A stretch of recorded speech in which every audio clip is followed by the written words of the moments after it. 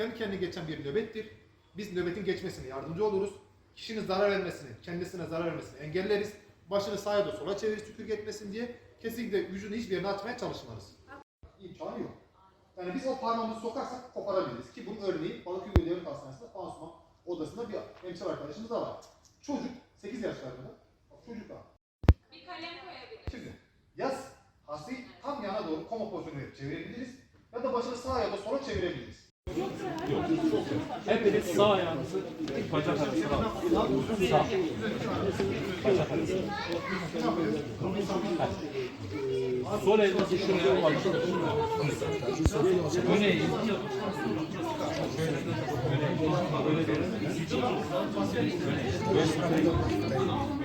Allah dinleyse de sen Sırtına vur. 4, 5, Şimdi elin baş parmağıyla şurayı bulun. Kemik ucunu. Buldunuz ya. Bak, 3 parmağı yana getirin. Üstüne bak. Aynen. Buldunuz. 3. parmağı şöyle işaretleyin. Onu bırakmayın, hiç kaybetmeyin. Rastgele bir dalırsan daha aşağı, kenardan. Kenardan bak, şöyle.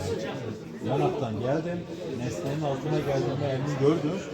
Burayı kıvırdım, çıkarttım. Ama hocam en sağlıklı.